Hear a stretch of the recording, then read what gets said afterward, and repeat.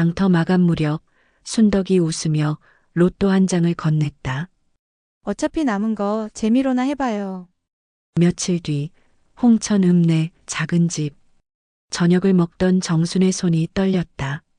1등 23억. 기쁨도 잠시 마음이 무거워졌다. 이걸 알면 저 애들이 나를 사람으로 볼까? 돈으로 볼까? 다음 날 낡은 꽃무늬 잠옷과 고무신 차림으로 수진의 카페에 들어선 정순. 수진의 얼굴이 굳었다. 어머니, 이런 차림으로 오다니 미쳤어요? 가게 망하게 할 작정이에요?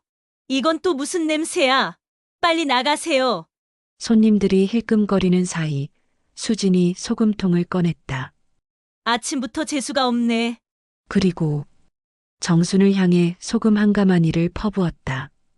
이 이야기가 궁금하시면 이야기 시작 전에 무료인 구독과 좋아요, 알림 설정 부탁드립니다.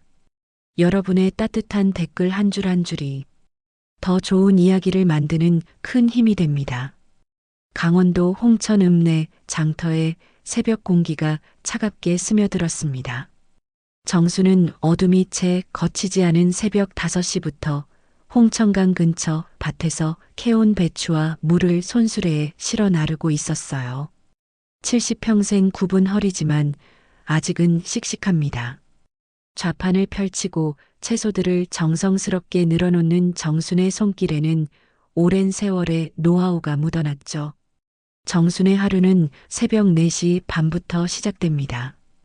간단히 세수를 하고 미숫가루 한 잔으로 요기를 한 뒤 손전등을 들고 밭으로 향했어요.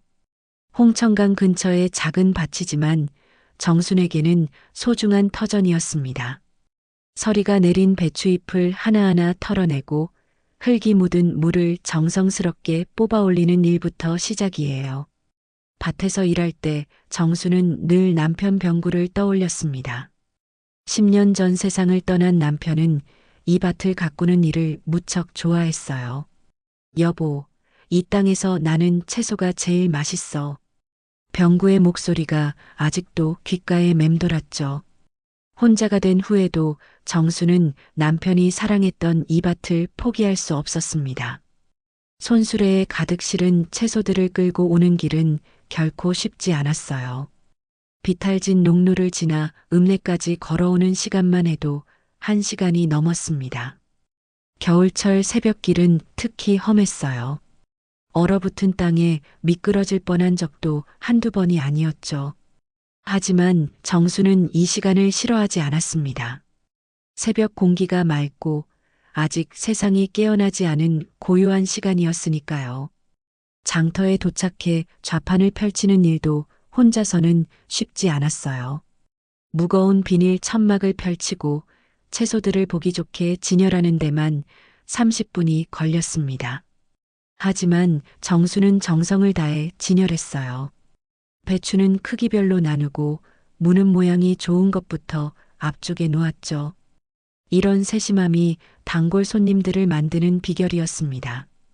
어이구, 정순 씨 또 제일 먼저 왔네. 옆 좌판 순덕이 홍천 사투리로 인사를 건넵니다. 순덕은 정순보다 2살 어리지만 벌써 20회 넘게 장터에서 함께 장사를 해온 동료였어요. 순덕이 파는 건 주로 나물과 버섯류였는데 정순과는 서로 경쟁 관계가 아니라서 편했습니다. 그럼 언제 늦어본 적 있나? 새벽 장사가 제일 중요한 거 몰라? 정순도 웃으며 대답했습니다. 순덕과 나누는 아침 인사는 정순에게 하루의 활력을 주었어요. 혼자 사는 정순에게는 이런 소소한 대화도 소중했죠. 장터엔 오래된 트로트가 라디오에서 흘러나오고 있었습니다. 김연자의 아모르 파티가 쓸쓸한 새벽을 달래주고 있었어요. 정수는 이 노래를 들을 때마다 젊었던 시절이 떠올랐습니다. 20살 때 처음 이 노래를 들었을 때의 설렘과 희망이 아련하게 기억났죠. 그때는 이렇게 혼자 장사를 하며 살게 될 줄 몰랐습니다. 해가 떠오르자 장터는 점점 활기를 띠기 시작했어요. 아주머니들이 하나둘 나타나 채소를 살펴보고 가격을 흥정했습니다. 이 배추 얼마예요? 손님이 물어봅니다. 한 포기에 2,000원입니다. 어제 캔 거라 싱싱해요.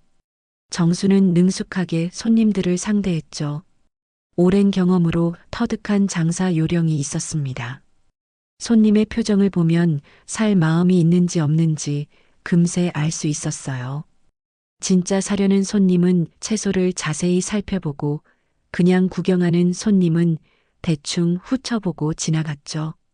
정수는 진짜 손님에게만 정성껏 설명해 드렸습니다. 아주머니, 이거 농약 안 쳤죠? 한 젊은 아주머니가 물어봅니다. 물론이죠.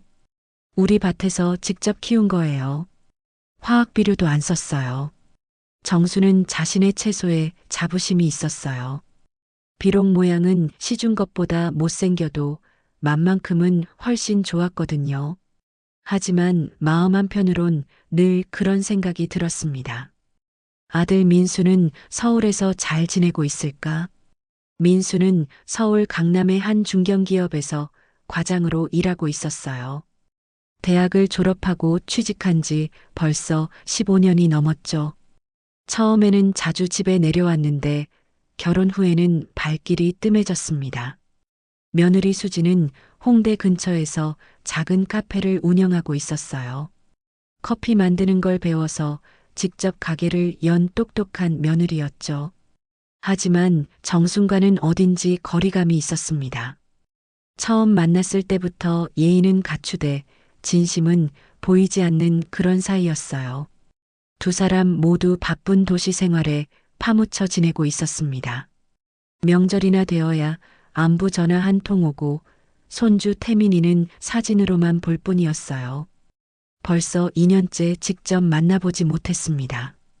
가끔 카카오톡으로 손주 사진이 오면 정수는 한참을 들여다봤어요. 많이 컸네, 많이 컸어. 혼자 중얼거리며 사진을 보는 게 전부였죠.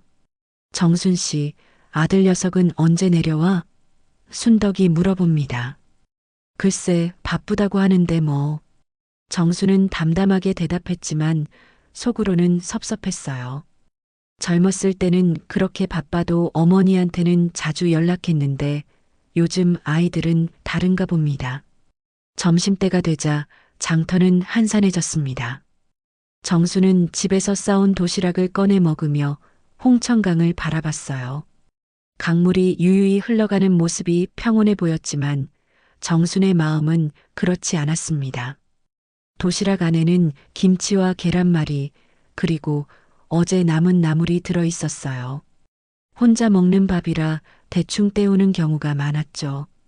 나는 그냥 시골 늙은이구나. 이런 생각이 문득 들었습니다. 텔레비전에 나오는 다른 할머니들은 손자 손녀들과 함께 웃고 있는데 정수는 늘 혼자였어요. 동네 할머니들이 손주가 참 예쁘겠다며 부러워할 때면 정수는 애써 웃으며 그러게 말이야라고 대답하곤 했습니다. 오후가 되자 손님들이 다시 하나둘 나타났어요. 퇴근길 직장인들이 저녁 반찬거리를 사러 왔죠. 아주머니, 이 무 정말 싱싱해요. 어디서 났어요? 우리 밭에서 키운 거예요. 홍천강 물 먹고 자란 거라 달아요. 정수는 자랑스럽게 대답했습니다. 하지만 하루 매출은 고작 3만 원 남짓이었어요. 기름값, 씨앗값 빼고 나면 얼마 남지 않았죠. 그래도 정수는 불평하지 않았습니다. 이게 자신의 삶이니까요. 젊었을 때부터 이렇게 살아왔고 앞으로도 이렇게 살아갈 거라고 생각했어요. 해가 기울어지자 정수는 남은 채소들을 정리하기 시작했습니다. 팔리지 않은 배추는 집에서 김치를 담가 먹고 무는 무말랭이를 만들어야겠어요. 버릴 게 없는 알뜰한 살림살이였죠. 음식물 쓰레기라는 게 거의 나오지 않았습니다. 집으로 돌아가는 길 정수는 홍천 읍내의 단층집을 바라봤어요. 작고 낡았지만 오랫동안 살아온 보금자리였습니다. 남편과 함께 지었던 집이라 더욱 애착이 갔죠. 대문을 열고 들어가니 적막한 정적이 맞아주었어요. 저녁을 간단히 먹고 텔레비전을 틀었습니다. 뉴스에서는 복잡한 세상 이야기들이 흘러나오고 있었어요. 정순에게는 먼 얘기 같았죠. 가끔 민수나 수진 생각이 나면 전화를 걸고 싶었지만 괜히 폐를 끼치는 것 같아 참곤 했습니다. 그렇게 또 하루가 저물어가고 있었어요. 며칠이 지난 어느 날 장터 마감 무렵이었습니다. 해가 서쪽으로 기울어지고 손님들의 발길이 뜸해질 때쯤 순덕이 웃으며 정순에게 다가왔어요. 정순 씨, 이거 받아. 순덕의 손에는 작은 종이 한 장이 들려 있었습니다. 자세히 보니 로또 용지였어요. 이게 뭐야? 정순이 의아해하며 물어봅니다. 로또잖아. 아까 손님이 주고 간 거야. 나도 이미 샀는데 이건 하나 더 생겼네. 어차피 남은 거니까 재미로나 해봐요. 순덕이 장난스럽게 웃으며 말했어요. 정수는 로또라는 걸 한 번도 사본 적이 없었습니다. 그런 건 돈 많은 사람들이나 하는 거라고 생각했거든요. 에이, 이런 걸 왜 줘? 나 같은 사람이 뭔 로또야. 정순이 손사래를 치며 거절하려 했어요. 하지만 순덕은 포기하지 않았습니다. 그냥 갖고 있어봐. 혹시 모르잖아. 복권이란 게 운인데 말이야. 우리 같은 사람한테도 행운이 올 수 있는 거 아니여? 순덕의 말에 정수는 잠깐 멈칫했어요. 평생 이런 건 사치라고 생각해 왔는데 순덕의 순수한 마음을 거절하기가 어려웠습니다. 그냥 복권 한 장 갖고 있는 게 뭐가 대수야. 꿈이라도 꿔보자고. 순덕이 다시 한번 권했어요. 고마워, 순덕아. 그냥 갖고만 있을게. 정수는 결국 로또 용지를 받아들였습니다. 순덕의 성화에 못 이겨서였지만 마음 한구석에는 묘한 기대감이 생겼어요. 로또 용지를 앞치마 주머니에 넣으면서 정수는 속으로 중얼거렸습니다. 이런 게 당첨될 리는 없겠지만 그날 저녁 집에 돌아온 정수는 로또 용지를 꺼내 들여다봤어요. 작은 네모칸들과 숫자들이 빼곡히 적혀 있었습니다. 이게 뭔지도 잘 모르겠고 어떻게 하는 건지도 몰랐어요. 하지만 왠지 모르게 호기심이 생겼습니다. 사람들이 왜 이런 걸 할까? 정말 큰 돈이 나오기나 하는 걸까? 정수는 로또 용지를 자세히 살펴봤어요. 자동으로 선택된 번호들이 적혀 있었습니다. 7, 15, 22, 31, 38, 43. 별 의미 없어 보이는 숫자들이었지만 정수는 이상하게 이 숫자들이 기억에 남았어요. 마치 운명처럼 느껴졌달까요? 다음날 장터에서 정수는 순덕에게 물어봤어요. 순덕아, 이 로또라는 게 어떻게 하는 거야? 순덕이 친절하게 설명해 줬습니다. 토요일 저녁에 텔레비전에서 번호를 발표해.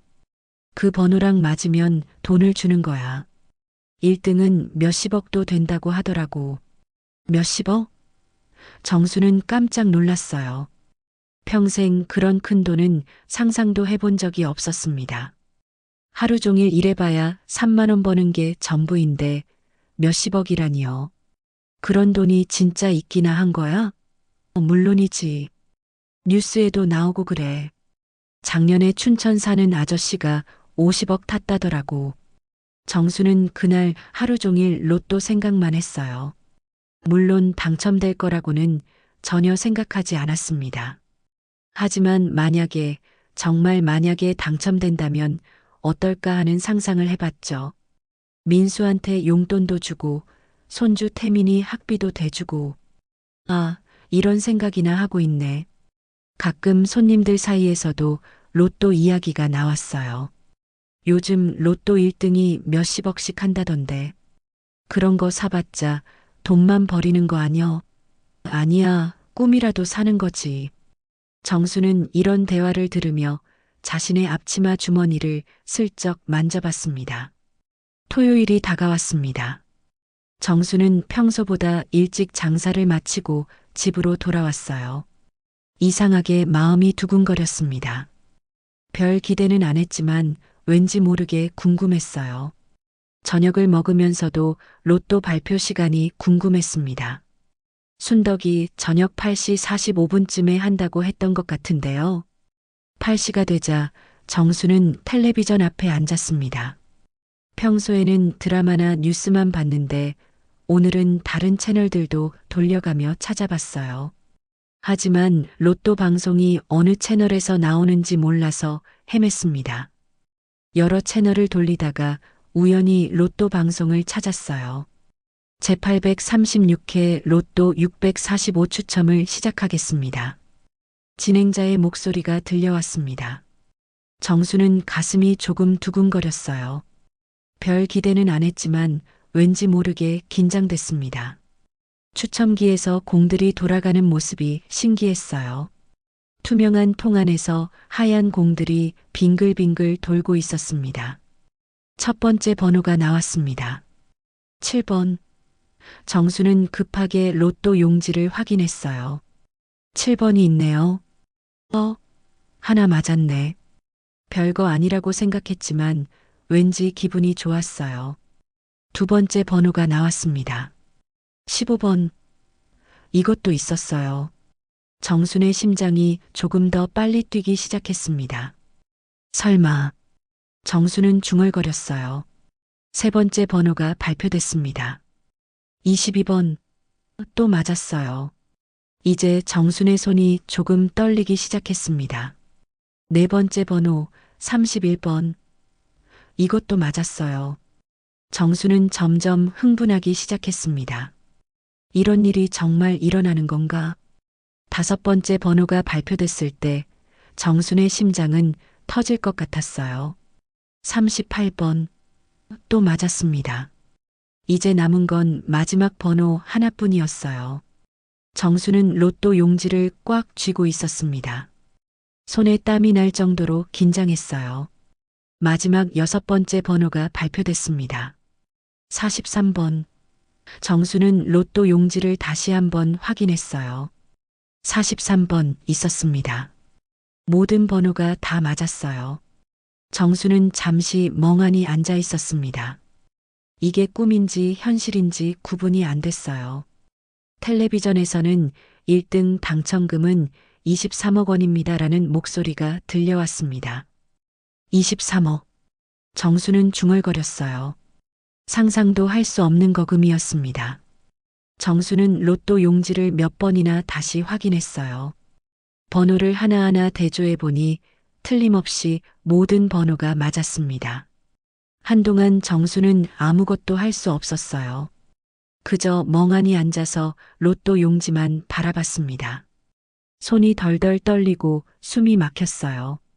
가슴속 깊은 곳에서 지난 세월의 서름이 한꺼번에 올라왔습니다.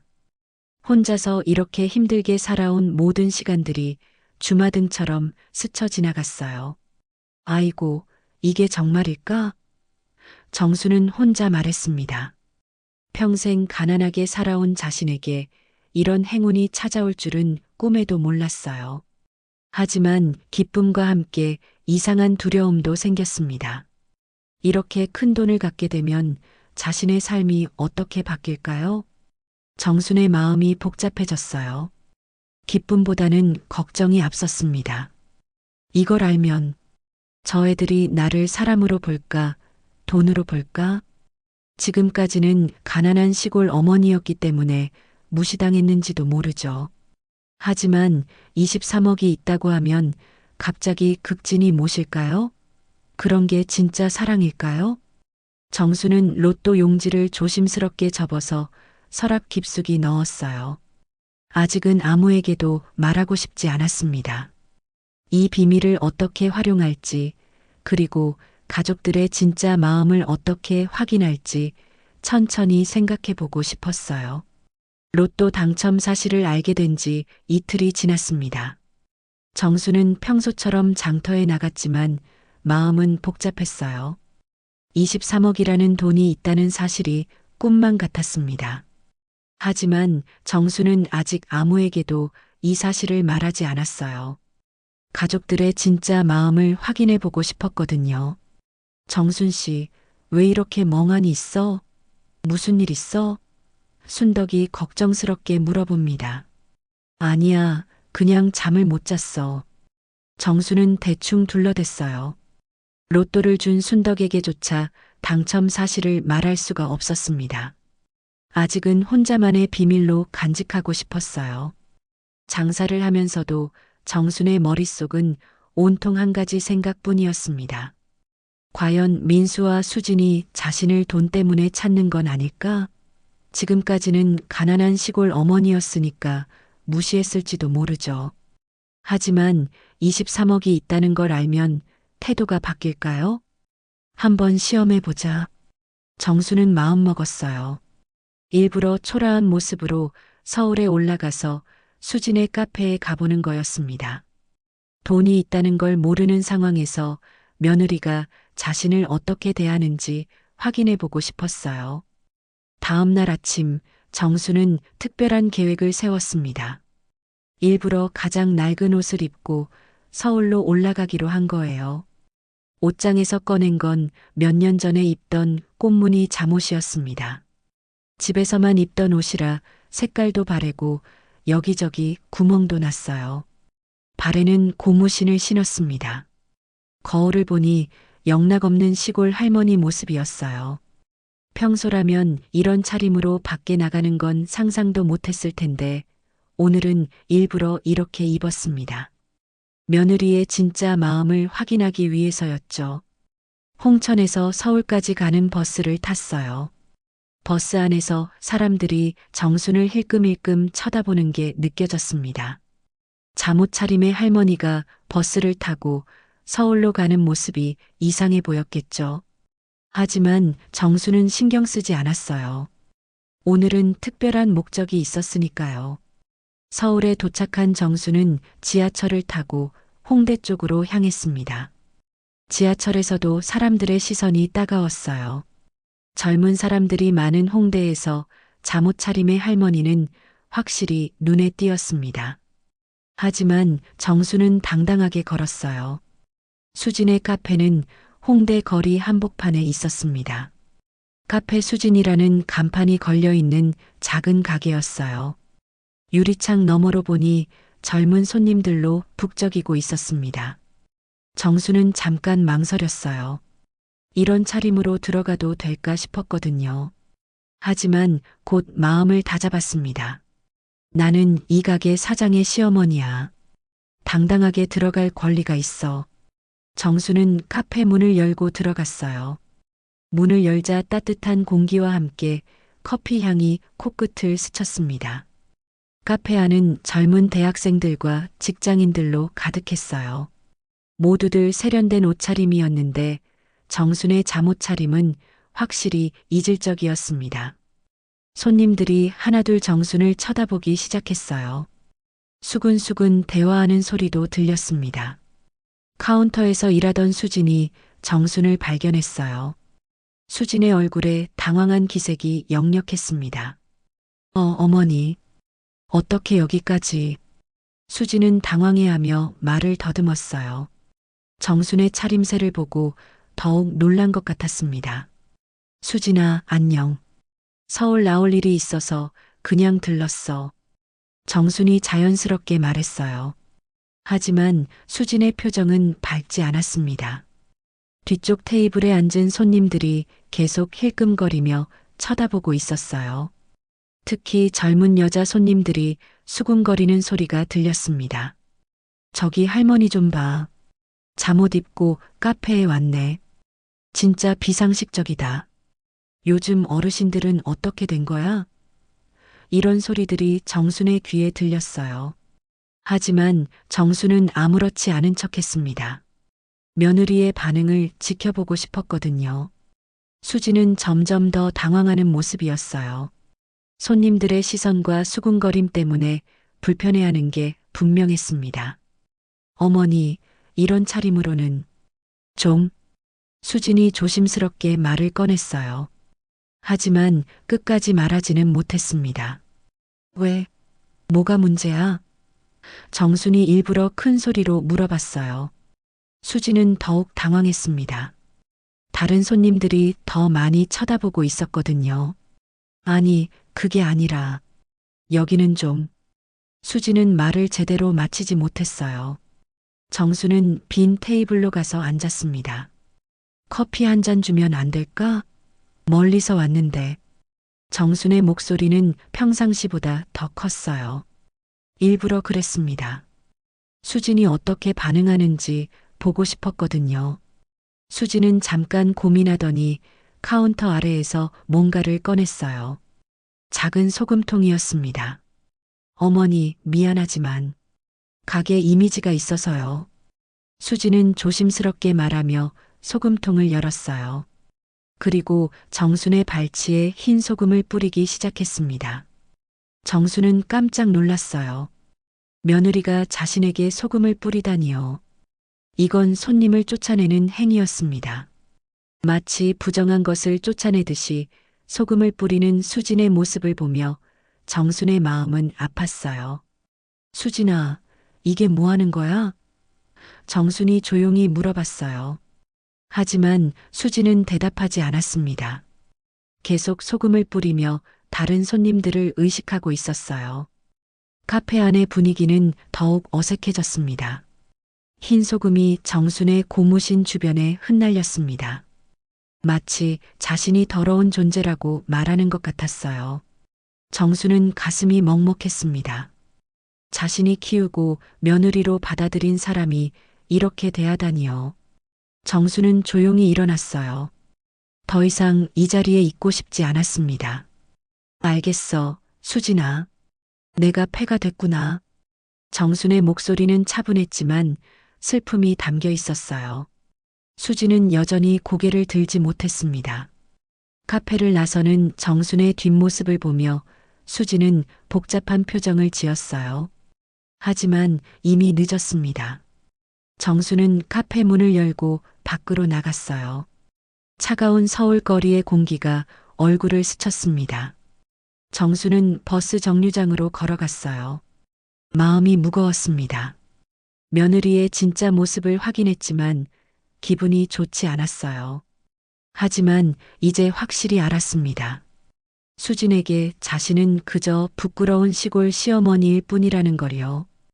홍천으로 돌아가는 버스 안에서 정수는 많은 생각을 했어요. 23억이 있다는 걸 알면 수진의 태도가 바뀔까요? 아마 그럴 거예요. 하지만 그건 진짜 사랑이 아니라 돈 때문일 뿐이겠죠. 홍천집에 돌아온 정수는 문을 닫자마자 주저앉았습니다. 온몸에 힘이 빠졌어요. 며느리가 자신에게 소금을 뿌렸다는 사실이 아직도 믿어지지 않았습니다. 평생 그런 모욕을 당해본 적이 없었거든요. 가슴 한편이 답답하고 쓰라렸어요. 정수는 그날 저녁밥도 먹지 않고 방에 앉아 있었습니다. 창밖으로 홍천강이 보였어요. 강물은 여전히 유유히 흘러가고 있었지만 정순의 마음은 그렇지 않았습니다. 내가 그렇게 부끄러운 존재였나? 자꾸만 이런 생각이 들었어요. 서랍에서 로또 당첨 영수증을 꺼내보았습니다. 23억이라는 숫자가 적힌 종이 한 장이 자신의 인생을 바꿀 수 있는 힘을 가지고 있었어요. 하지만 이 돈이 있다고 해서 며느리의 그 차가운 시선이 사라질까요? 아니면 더 가식적으로 변할까요? 저녁 무렵 집 전화가 울렸습니다. 민수였어요. 엄마, 안녕하세요. 평소보다 조심스러운 목소리였습니다. 응, 민수야. 정수는 담담하게 대답했어요. 혹시 오늘 수진이 카페에 다녀오셨나요? 민수가 조심스럽게 물어봅니다. 그래, 다녀왔어. 정순의 대답은 짧았어요. 민수는 잠깐 말을 멈췄다가 다시 입을 열었습니다. 엄마, 수진이 미안하대요. 오늘 손님들이 많아서 좀 그랬대요. 가게 사정이 좀 어려워서 신경이 예민했나 봐요. 가게 사정이 어렵다는 말에 정수는 귀를 기울였어요. 어떻게 어려운데? 임대료가 많이 올랐어요. 그리고 요즘 경기가 안 좋아서 손님도 줄었고요. 수진이가 스트레스를 많이 받고 있어요. 민수의 설명을 들으면서 정수는 복잡한 기분이었어요. 경제적으로 어려우니까 더 예민해진 건지 아니면 원래 그런 마음이었는데 어려우니까 드러난 건지 알 수 없었습니다. 그래, 이해한다. 정수는 짧게 대답했어요. 엄마, 정말 미안해요. 수진이한테 잘 얘기해 둘게요. 민수가 사과했지만 정순의 마음은 쉽게 풀리지 않았습니다. 하지만 아들 앞에서 며느리 흉을 보고 싶지는 않았어요. 괜찮다. 그냥 잊어버리자. 전화를 끊고 나서 정수는 더 깊은 생각에 빠졌습니다. 가게 사정이 어렵다고? 그렇다면 23억이 있다는 걸 알면 어떻게 반응할까요? 갑자기 극진히 모시려고 할까요? 그런 상상을 하니 기분이 더 복잡해졌어요. 며칠이 지나자 정수는 점점 더 궁금해졌습니다. 과연 민수와 수진이 자신을 돈 때문에 찾는지 확인해 보고 싶었어요. 그래서 한 가지 계획을 세웠습니다. 홍천 시내 상가 건물을 하나 사는 거였어요. 다음 날 아침 정수는 홍천 읍내로 나갔습니다. 부동산 중개사무소를 찾아갔어요. 어서 오세요. 무슨 일로 오셨나요? 중개인이 친절하게 인사했습니다. 혹시 상가 건물 매물 있나요? 정순이 물어봅니다. 중개인은 정순을 위아래로 훑어봤어요. 평범한 시골 할머니가 상가 건물을 물어보니 의외였나 봅니다. 상가요? 어떤 용도로 쓰실 건가요? 그냥 투자 목적이에요. 정순이 담담하게 대답했어요. 아, 그렇다면 여기 좋은 매물이 하나 있어요. 중개인이 컴퓨터를 켜며 설명하기 시작했습니다. 홍천 시내 중심가에 있는 3층 건물인데요. 1층은 상가, 2층과 3층은 오피스로 쓸 수 있어요. 가격은 10억 정도 됩니다. 10억이라는 금액에 정수는 놀라지 않았어요. 23억이 있으니까 충분히 살 수 있는 금액이었습니다. 실제로 보고 싶어요. 지금 가보실까요? 중개인이 적극적으로 나섰어요. 아마 큰 거래가 될 수도 있다고 생각한 것 같았습니다. 건물을 보러 갔습니다. 홍천 읍내 한복판에 있는 제법 괜찮은 건물이었어요. 1층에는 작은 카페가 들어 있었고 2층과 3층은 비어 있었습니다. 임대료 수입이 어느 정도 나와요? 정순이 물어봅니다. 1층 카페에서 월 300만 원, 2층과 3층을 모두 임대하면 월 500만 원 정도 나올 것 같아요. 중개인이 설명했어요. 정수는 계산을 해봤습니다. 연간 6천만 원 정도의 임대료 수입이면 나쁘지 않았어요. 좋네요. 계약 진행하고 싶어요.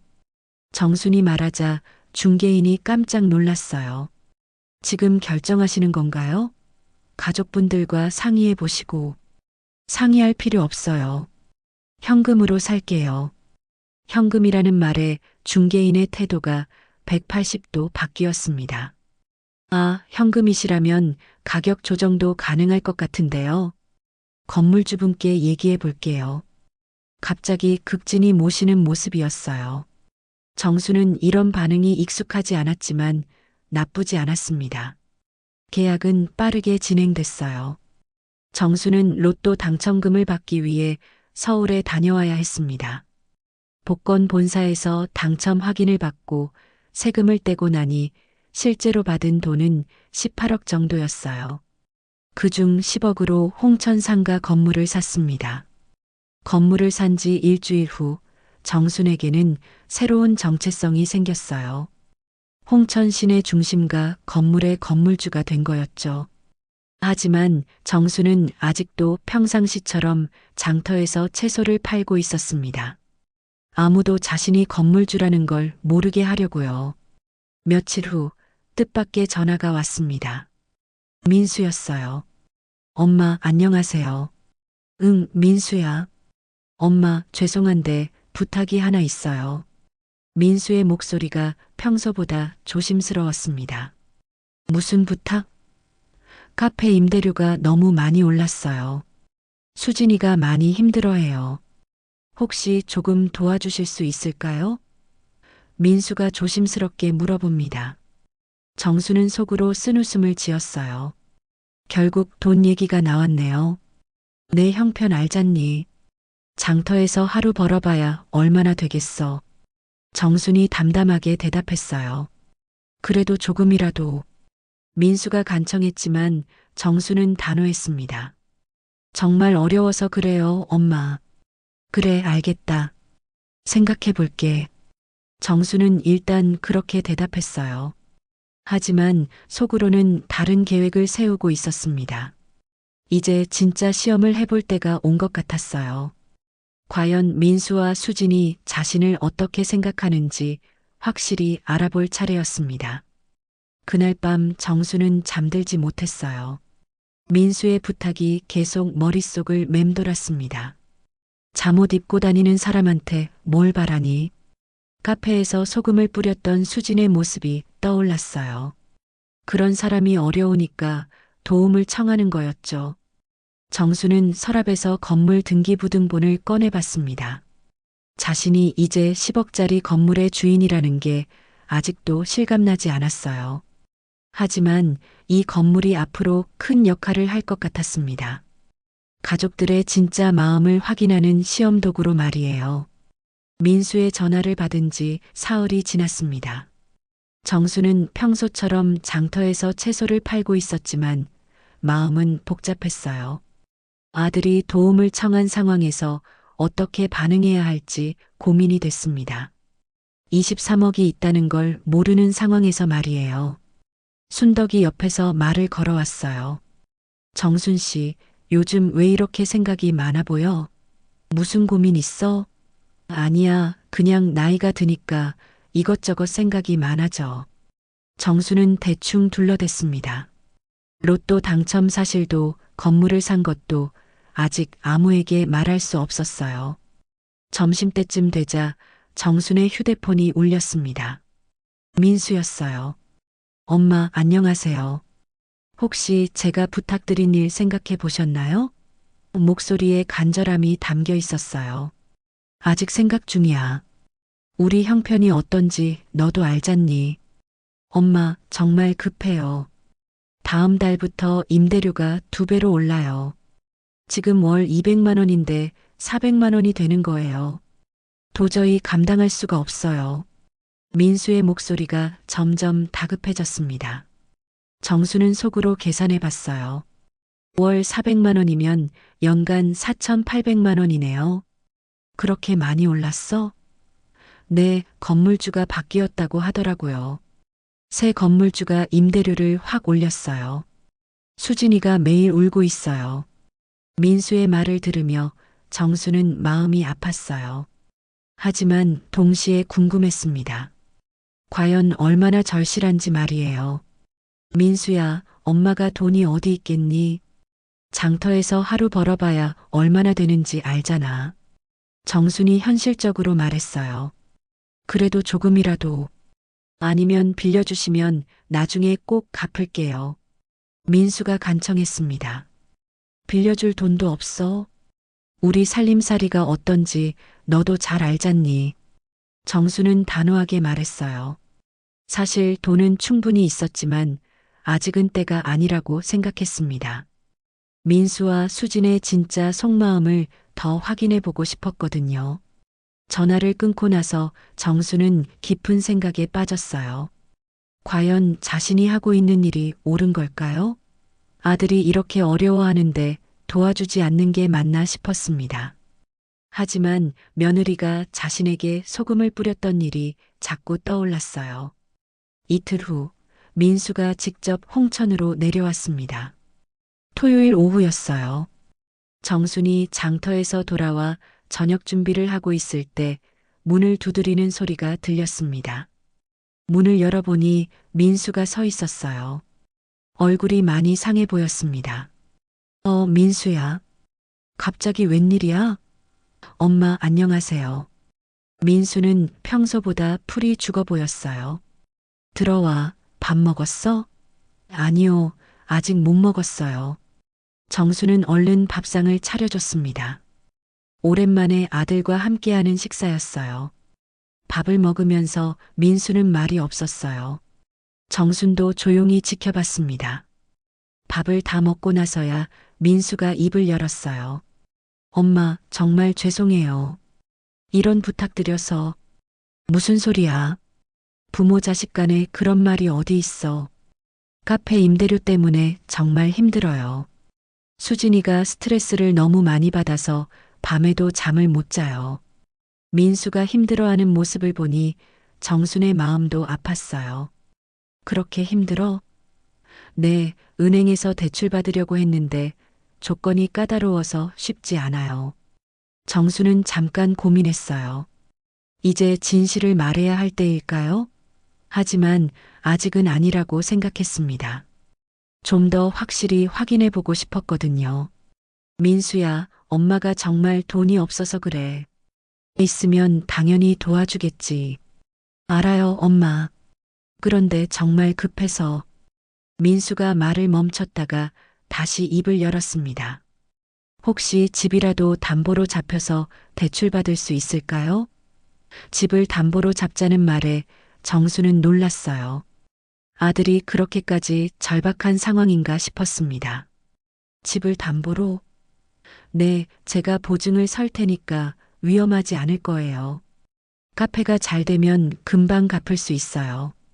민수의 제안을 들으며 정수는 복잡한 기분이었어요. 아들이 이렇게까지 어려워하는데 자신은 23억을 숨기고 있다니요. 하지만 정수는 아직 결정을 내리지 않았어요. 그것도 쉬운 일이 아니야. 나이가 이렇게 많은데 은행에서 대출을 해줄까? 한번 알아봐 주세요. 제발이요. 민수가 간청했습니다. 그날 밤 민수는 홍천 집에서 잤어요. 오랜만에 아들과 함께 보내는 시간이었지만 정순의 마음은 편하지 않았습니다. 한편으로는 아들이 불쌍했지만 다른 한편으로는 의문이 들었어요. 정말 카페 때문에 어려운 걸까? 아니면 다른 이유가 있는 걸까요? 다음 날 아침 민수가 서울로 돌아가기 전에 다시 한번 부탁했어요. 엄마, 정말 생각해 봐 주세요. 다른 방법이 없어요. 알겠다. 생각해 볼게. 정수는 그렇게 대답했습니다.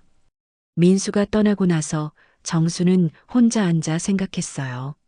며칠 전 수진이 자신에게 소금을 뿌렸던 일, 그리고 지금 아들이 절박하게 도움을 청하는 일. 이 모든 게 연결되어 있는 것 같았습니다. 결국 돈이 없을 때는 무시하고 돈이 필요할 때는 찾는 거였죠. 정수는 결심했어요. 이제 진짜 시험을 해볼 때가 됐다고 생각했습니다. 며느리 수진에게 자신이 어떤 존재인지 직접 확인해 보는 거였어요. 하지만 그 전에 한 가지 더 확인하고 싶은 게 있었습니다. 오후에 정수는 홍천 읍내로 나갔어요. 자신이 산 건물을 보러 갔습니다. 1층 카페를 운영하는 사장을 만나 임대료에 대해 물어봤어요. 임대료가 언제부터 오르나요? 다음 달부터요. 갑자기 2배로 올린다고 하더라고요. 새 건물주가 누군지 아세요? 잘 모르겠어요. 부동산에서 연락만 왔더라고요. 정수는 속으로 웃었어요. 자신이 그 새 건물주인데 말이에요. 이제 계획을 실행할 때가 됐습니다. 그날 저녁 정수는 중요한 결정을 내렸어요. 수진의 카페 임대료 문제를 직접 해결해 주는 대신 다른 방법으로 시험해 보기로 했습니다. 과연 수진과 민수가 자신을 돈 때문에 대하는지 확실히 알아보고 싶었거든요. 정수는 서랍에서 로또 당첨 영수증을 꺼내봤어요. 이 작은 종이 한 장이 자신의 인생을 완전히 바꿔놓았습니다. 하지만 진짜 변화는 이제부터 시작될 것 같았어요. 이제 내가 시험할 차례다. 정수는 속으로 중얼거렸습니다. 밤늦도록 정수는 계획을 세웠어요. 어떻게 하면 민수와 수진의 진짜 마음을 확인할 수 있을지 말이에요. 그리고 언제 진실을 밝힐지도 결정해야 했습니다. 이 모든 상황이 끝나면 가족 관계가 어떻게 될지 궁금했어요. 민수가 집을 담보로 잡자고 제안한 지 일주일이 지났습니다. 정수는 그동안 많은 생각을 했어요. 아들과 며느리가 정말 절박한 건지 아니면 다른 속셈이 있는 건지 확실히 알아보고 싶었습니다. 그래서 한 가지 계획을 세웠어요. 정수는 조용히 변호사 사무실을 찾아갔습니다. 홍천에서 제일 큰 법무법인이었어요. 어떤 일로 오셨나요? 변호사가 정중하게 물어봅니다. 건물 관련 계약건으로 왔어요. 정순이 차분하게 말했습니다. 제가 최근에 홍천 시내 상가 건물과 서울 홍대에 작은 상가를 샀거든요. 그런데 임대차 계약을 새로 정리하고 싶어서요.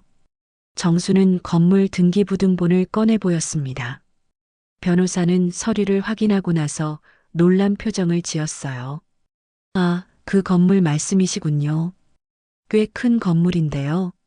네, 그런데 새로 임대차 계약을 할 때 조건을 좀 까다롭게 하고 싶어요. 어떤 조건을 원하시나요? 변호사가 펜을 들고 메모할 준비를 했습니다. 임대료를 현재의 2배로 올리고 싶어요. 그리고 보증금도 더 받고요. 변호사는 잠깐 고민하더니 조심스럽게 말했어요. 그 정도면 꽤 큰 폭의 인상인데요. 기존 임차인들이 받아들일지 의문입니다. 그래도 시장 시세에 맞춰야죠. 너무 싸게 임대해 줄 수는 없어요. 계약서 작성을 마치고 나서 정수는 부동산 중개사무소로 갔어요. 안녕하세요. 저번에 건물 사신 분이시죠? 중개인이 반갑게 인사했습니다. 네, 임대차 계약 관련해서 왔어요. 어떤 건가요? 기존 임차인들에게 새로운 조건을 통보하고 싶어요. 정수는 변호사 사무실에서 작성한 계약서를 보여줬습니다. 임대료를 2배로 올리신다고요? 임차인들이 많이 부담스러워할 텐데요. 시장 시세니까 어쩔 수 없죠. 며칠 후 정순의 계획이 실행에 옮겨졌어요. 홍대에 있는 수진의 카페에도 새로운 임대 조건 통보서가 도착했습니다. 물론 수진은 새 건물주가 정순인지 전혀 모르고 있었어요. 그저 임대료가 갑자기 2배로 올랐다는 사실만 알 뿐이었습니다. 그날 저녁 민수에게서 전화가 왔어요. 엄마, 큰일 났어요. 목소리가 많이 다급했습니다. 무슨 일이야? 카페 임대료가 정말 2배로 올랐어요. 월 400만 원이에요. 도저히 감당할 수가 없어요. 그렇게 됐구나. 정수는 담담하게 대답했어요. 물론 자신이 그렇게 만든 일이지만 모르는 척했습니다. 수진이가 어떻게 하자고 해? 완전히 패닉 상태예요. 카페를 접어야 할지도 모른다고 해요. 그럼 다른 곳으로 이전하면 되잖아. 보증금도 다 날리고 인테리어 비용도 다 손해예요. 몇 천만 원이 날아가는 거예요. 민수의 목소리에 절망감이 묻어났습니다. 정수는 마음 한편으로는 미안했지만 다른 한편으로는 더 지켜보고 싶었어요. 엄마, 정말 도와주세요. 다른 방법이 없어요. 민수가 간절히 부탁했습니다. 내가 어떻게 도와줘? 그런 큰 돈이 어디 있겠어. 집을 담보로 잡아서라도 도와주세요. 제발이요. 정수는 잠깐 침묵했어요. 아들이 이렇게 절박해하는 모습을 보니 마음이 아팠습니다. 하지만 아직은 때가 아니라고 생각했어요. 생각해 볼게. 하지만 쉽지 않을 거야. 이틀 후 수진이 직접 전화를 걸어왔어요. 정순에게 전화하는 건 정말 오랜만이었습니다. 어머니, 안녕하세요. 목소리가 평소와 달랐어요. 훨씬 조심스럽고 간절했습니다. 수진아. 웬일이야? 어머니, 죄송합니다. 그날 카페에서 제가 너무했어요. 수진이 사과하기 시작했어요. 정수는 귀를 기울였습니다. 괜찮다. 다 지난 일이야. 어머니, 정말 죄송해요. 그때 손님들 때문에 너무 당황해서 그랬어요. 어머니를 무시할 생각은 전혀 없었어요. 수진의 사과는 계속 이어졌습니다. 하지만 정수는 이 사과가 진심인지 의심스러웠어요. 수진아, 갑자기 왜 이래? 어머니, 사실 카페가 너무 어려워져서요. 임대료가 갑자기 2배로 올랐어요. 도저히 감당할 수가 없어요. 결국 본론이 나왔네요. 정수는 속으로 쓴웃음을 지었습니다. 그래서 어머니께 부탁드리고 싶어서요. 조금이라도 도와주실 수 있으면.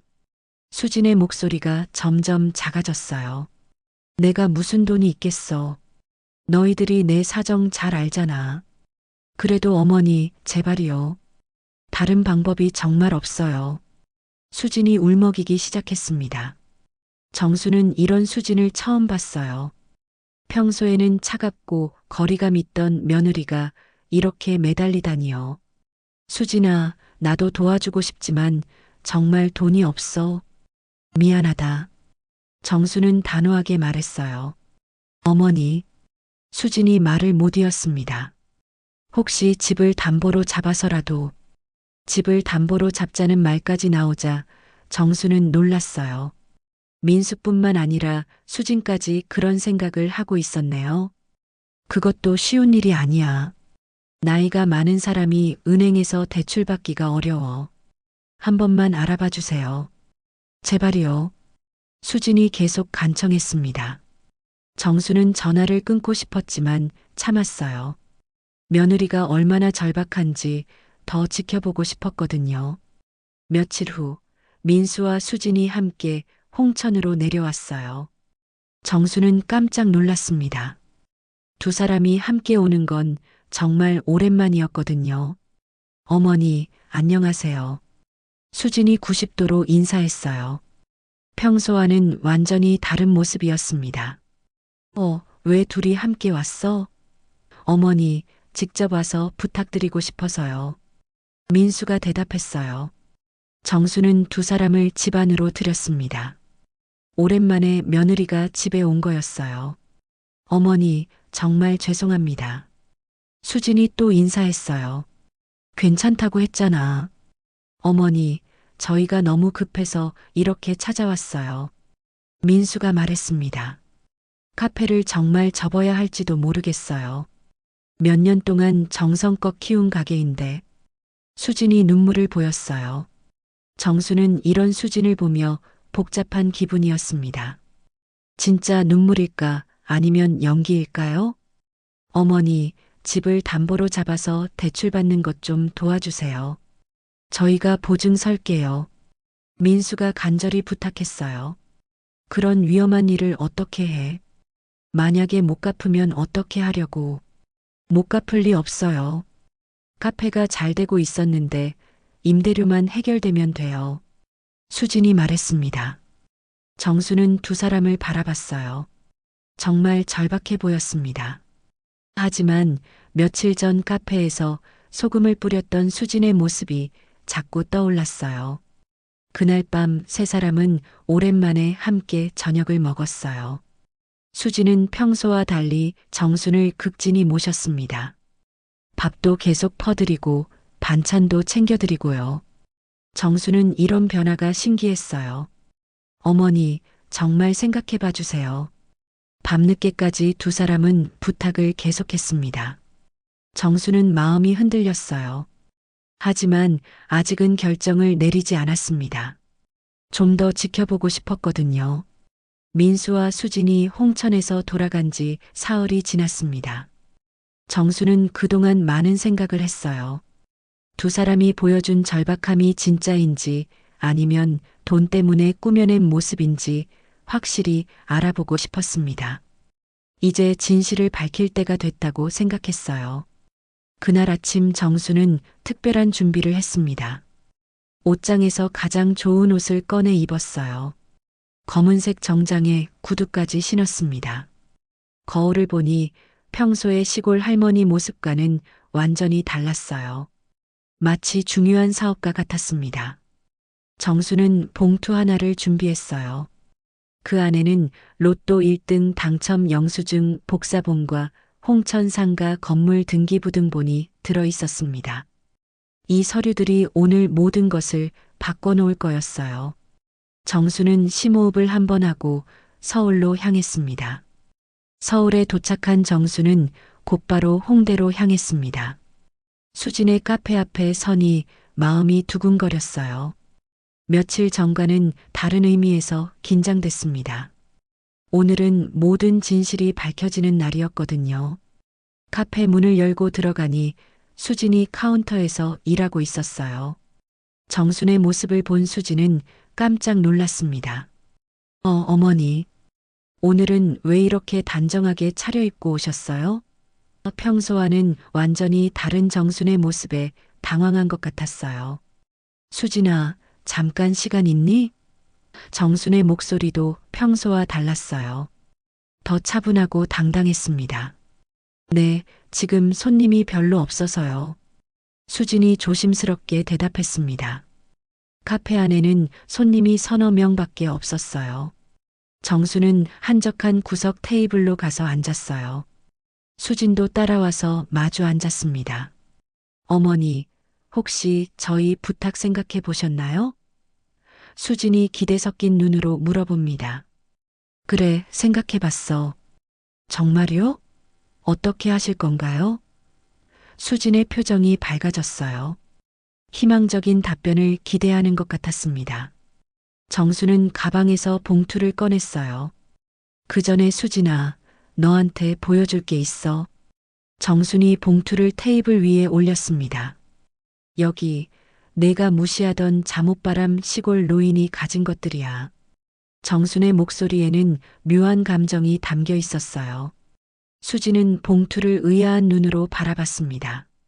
뭐가 들어있는 거예요? 직접 확인해봐. 정순이 봉투를 수진 쪽으로 밀었어요. 수진은 조심스럽게 봉투를 열어봤습니다. 첫 번째로 나온 건 로또 당첨 영수증 복사본이었어요. 수진은 서류를 보더니 눈을 크게 떴어요. 이게 뭐예요? 로또 1등 당첨 영수증이야. 23억. 정순이 담담하게 말했습니다. 수진은 믿을 수 없다는 표정으로 서류를 다시 봤어요. 어머니가 로또에 당첨되셨다고요? 그래, 한 달 전에. 수진의 얼굴이 하얗게 변했어요. 두 번째 서류를 꺼내봤습니다. 홍대 상가 건물 등기부등본이었어요. 건물주 이름에 정순의 이름이 적혀 있었습니다. 이 건물이 어머니 건물이라고요? 맞아. 내가 산 거야. 수진은 완전히 멘붕 상태였어요. 손이 떨리기 시작했습니다. 그럼 우리 카페 임대료를 올린 건물주가 바로 나야. 정순이 확인해 줬어요. 수진은 입을 다물지 못했습니다. 자신이 그렇게 무시했던 시어머니가 23억을 가지고 있었고 심지어 자신의 카페 건물주였다는 사실을 알게 된 거였어요. 카페 안이 술렁이기 시작했어요. 다른 손님들도 이상한 분위기를 느낀 것 같았습니다. 수진은 당황해서 어떻게 해야 할지 몰라 했어요. 어머니, 이게 정말이에요? 왜 믿어지지 않아? 정순의 목소리에는 씁쓸함이 묻어났어요. 그동안 나를 어떻게 봤는지 잘 알겠더라. 수진은 얼굴이 창백해졌습니다. 며칠 전 잠옷 입고 온 정순에게 소금을 뿌렸던 일이 떠올랐을 거예요. 어머니, 저는 정말 몰랐어요. 수진이 떨리는 목소리로 말했어요. 뭘 몰랐어? 어머니가 이런 분이신 줄 몰랐어요. 그래, 너한테 나는 그냥 가난한 시골 늙은이였지. 수진은 갑자기 무릎을 꿇었어요.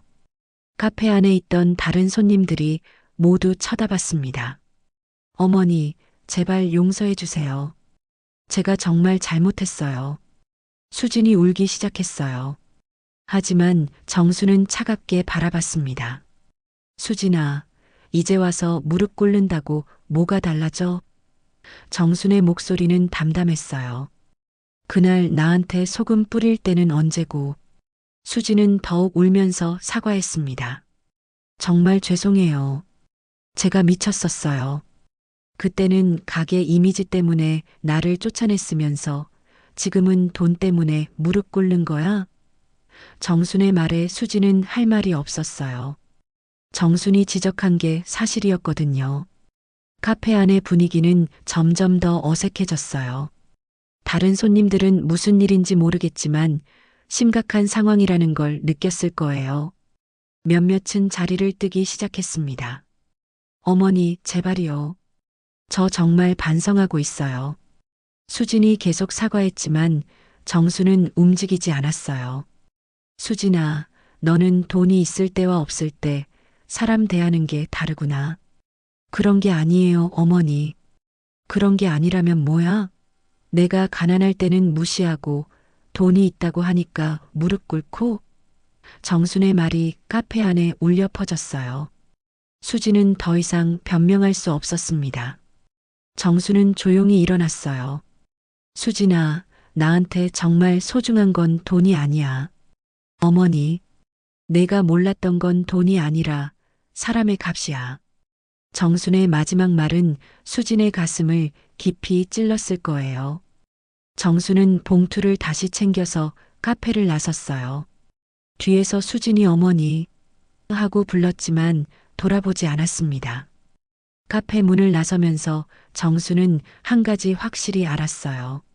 수진에게 자신은 그저 돈의 유무로 판단되는 존재였다는 걸요. 거리로 나온 정수는 깊게 숨을 쉬었어요. 가슴이 답답했지만 동시에 시원하기도 했습니다. 오랫동안 품고 있던 의문이 해결됐거든요. 이제 앞으로 어떻게 살아야 할지 결정해야 했어요. 정수는 홍천으로 돌아가는 길에 많은 생각을 했습니다. 돈이 사람을 변하게 만드는 게 아니라 돈이 사람의 진짜 모습을 드러내는 거였어요. 수지는 처음부터 그런 사람이었던 거죠. 다만 돈이 없을 때는 숨기고 있었을 뿐이었습니다. 수진과의 대면을 마치고 홍천으로 돌아온 정수는 깊은 생각에 빠졌습니다. 며느리의 진짜 모습을 확인한 지금 이 돈을 어떻게 써야 할지 고민이 됐어요. 돈이 있다고 해서 진짜 행복해질 수 있을까요? 사람의 마음은 돈으로 살 수 없다는 걸 너무나 뼈저리게 느꼈습니다. 그날 저녁 민수에게서 전화가 왔어요. 엄마, 수진이한테 들었어요. 정말 로또에 당첨되신 거예요? 목소리에 당황함이 가득했습니다. 그래, 맞아. 정수는 담담하게 대답했어요. 왜 말씀 안 해주셨어요? 저희가 그렇게 어려워하는 걸 보시면서. 민수의 목소리에 원망이 섞여 있었어요. 너희가 나를 어떻게 생각하는지 알고 싶었거든. 정순의 대답은 차분했습니다. 엄마, 그럼 저희를 시험하신 거예요? 시험이라기보다는 확인이었어. 너희에게 내가 어떤 존재인지 말이야. 민수는 한동안 말이 없었어요. 자신들의 행동을 되돌아보고 있는 것 같았습니다. 엄마, 정말 죄송해요. 저희가 너무했어요. 민수가 진심으로 사과했어요. 민수야, 내가 사과할 일은 아니야. 하지만 이제 알았지? 돈이 있고 없고가 중요한 게 아니라는 걸. 네, 엄마. 정말 깨달았어요. 며칠 후 정수는 중요한 결정을 내렸습니다. 이 돈을 진정으로 의미 있는 일에 써보자고 마음먹었어요. 홍천 복지관을 찾아갔습니다. 어떤 일로 오셨나요? 복지관 직원이 친절하게 맞아줬어요. 기부를 하고 싶어서요. 기부요? 어떤 종류의 기부를 원하시나요? 여러 가지로 나눠서 하려고 해요. 정수는 미리 준비해온 계획을 꺼냈습니다. 손주 태민이의 학비, 홍천 지역 장학금, 홀몸 노인 지원금까지 세세하게 계획을 세워왔어요. 와, 정말 큰 금액이네요. 이런 기부를 해주시다니 감사합니다. 복지관 직원이 놀라며 고마워했어요. 정수는 마음이 따뜻해졌습니다. 이런 반응이 진짜 기쁨을 주는 거였어요. 기부 절차를 마치고 나오는 길에 정수는 홍천강 둔치로 갔어요. 아이들이 놀고 있는 모습이 보였습니다. 예전에는 그냥 지나쳤을 텐데 오늘은 발걸음을 멈췄어요. 아이들이 달려왔습니다. 할머니, 안녕하세요. 밝은 목소리로 인사하는 아이들을 보니 정수는 환하게 웃었어요. 어이구, 우리 아이들. 안녕. 할머니, 요즘 왜 이렇게 멋져졌어요? 한 아이가 천진난만하게 물어봅니다. 내 마음이 달라졌거든. 정순의 대답을 들은 아이들은 하며 고개를 끄덕였어요. 아이들은 어른들의 마음을 참 잘 알아보는 것 같았습니다. 정수는 아이들과 한참을 놀아줬어요. 그날 저녁집에 돌아와서 정수는 깨달았습니다. 돈보다 소중한 건 끝까지 남는 사람의 마음이라는 거요. 23억이라는 돈이 자신에게 가져다 준 건 물질적 풍요가 아니라 사람을 제대로 볼 수 있는 눈이었어요. 며칠 후 민수와 수진이 함께 홍천을 찾아왔습니다. 이번에는 예전과 분위기가 완전히 달랐어요. 두 사람 모두 진심으로 반성하는 모습이었습니다. 어머니, 정말 죄송합니다. 수진이 깊이 고개를 숙였어요. 수진아, 고개 들어. 정순이 부드럽게 말했습니다.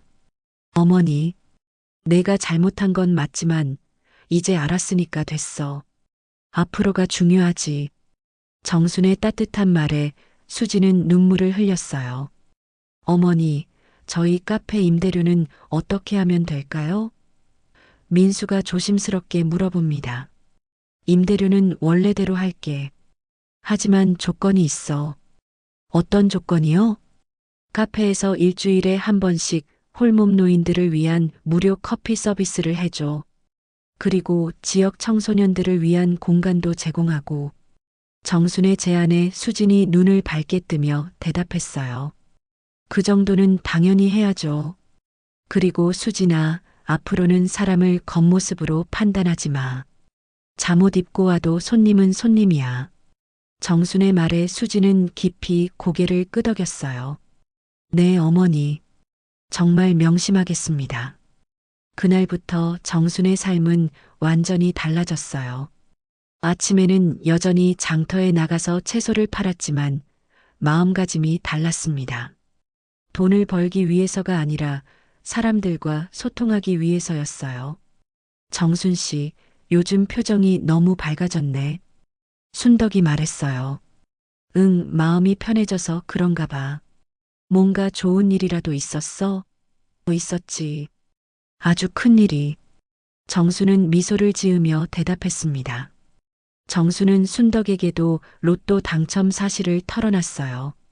정말? 정순 씨가? 순덕이 깜짝 놀랐습니다. 그래, 내가 준 로또 덕분이야. 아이고, 그럼 나도 복 받은 거네. 두 사람은 함께 웃었어요. 순덕아, 고마워. 내가 로또를 주지 않았다면 이런 일도 없었을 거야. 뭘 고마워해. 우리가 뭔 사이야.